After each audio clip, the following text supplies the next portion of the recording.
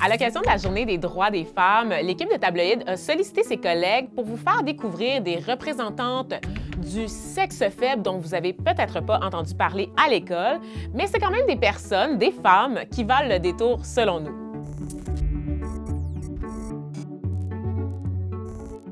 Bien, moi, la femme qui m'inspire, c'est Juana Azurduy de Padilla, qui est une révolutionnaire sud-américaine qui a aidé à libérer le Haut-Pérou à l'époque, qui est devenu la Bolivie. Parmi ses faits d'armes, une anecdote qui est intéressante, c'est quand elle a été emprisonnée par les Espagnols, elle s'est évadée avec son mari et ses 4 enfants pour rejoindre la guérilla dans les montagnes. Et ses 4 enfants sont morts. Elle a accouché d'une autre petite fille et elle s'est battue avec sa petite fille sous le bras contre les traîtres au sabre. La femme qui m'inspire, c'est Sylvia Robinson. C'est une femme qui est née en 1935 à New York. Elle était chanteuse, mais aussi productrice de musique et elle a cofondé la maison de disques Sugar Hill Records. Ce que je trouve le plus impressionnant chez elle, c'est qu'elle a fait partie des premières productrices de musique au début des années 60. Puis encore aujourd'hui, c'est un milieu qui est surtout dominé par les hommes.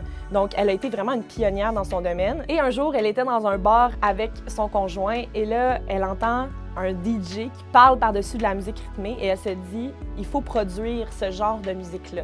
Et en 79, elle a produit, réalisé et enregistré le tube Rapper's Delight de Sugar Hill Gang, qui est en fait considéré comme le premier succès rap au monde. La raison pour laquelle j'admire Sylvia Robinson, c'est surtout parce que le rap, en général, est un milieu très masculin et on dit tout le temps que ceux qui sont les plus célébrés et les plus admirés dans le domaine du rap sont des hommes, alors que la mère du hip-hop, c'était une mère puis c'était pas un père.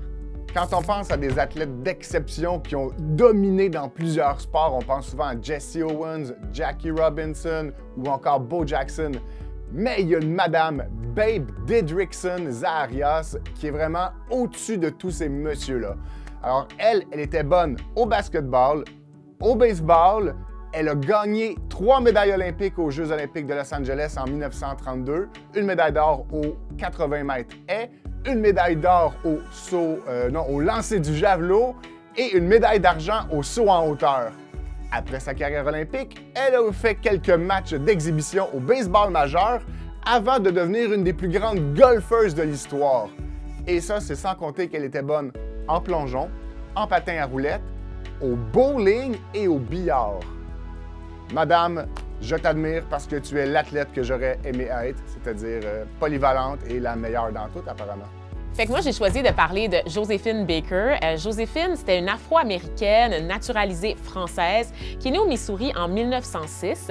Elle a grandi dans la pauvreté la plus extrême, mais petite, elle caressait un rêve, celui de devenir danseuse. Et c'est quelque chose qu'elle est parvenue à faire, en fait, à l'adolescence, d'abord aux États-Unis, mais elle est ensuite allée en France, où elle s'est distinguée au sein de différents cabarets à travers ce qu'on appelait à l'époque la Revue Nègre. La Revue Nègre, dans le fond, c'est une espèce de vitrine pour faire découvrir la culture noire à un public français. On était à ce moment-là dans les années 20, donc le jazz commençait à s'étendre en Europe. Joséphine Baker s'est rendue célèbre notamment à travers la danse du sauvage.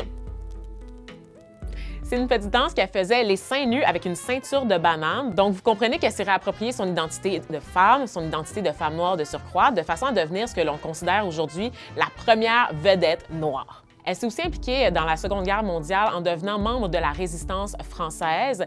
Elle a également travaillé pour la Croix-Rouge et à la fin de sa vie, elle a adopté tout plein d'enfants de plusieurs pays différents. Et donc, je trouve que c'est quelqu'un de fortement inspirant, déterminé, quelqu'un qui est allé au bout de sa passion et quelqu'un aussi qui n'a jamais renié son identité. Pour moi, une femme inspirante, en fait, c'est une personne que j'ai rencontrée il y a 2 ans dans le cadre d'une balado. Elle s'appelle Olga Ricak. C'est une entraîneuse de basketball. Elle a coaché près de 50 ans. C'est aussi la première femme à diriger une équipe de basketball universitaire masculin en Amérique du Nord. Elle coachait les Citadins de l'UQAM. C'est vraiment une femme impressionnante. Quand je l'ai rencontrée, elle était discrète, calme.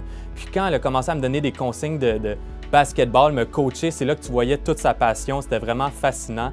Et aussi sur un court de basket, là, ce qui est très drôle, c'est qu'elle est toute petite, là, environ 5 pieds, puis elle coach des gars de 6 pieds, 7 pieds. Donc c'est vraiment fascinant de la voir à l'œuvre, puis c'est pour ça que je la trouve inspirante.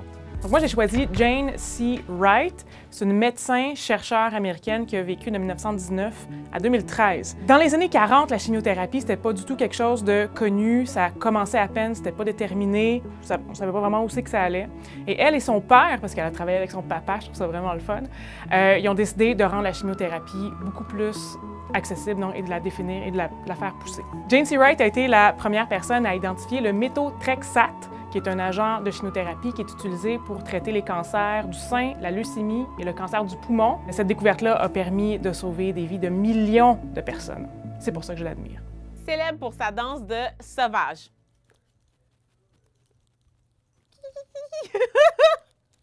C'est-tu bon? C'est bon. All right.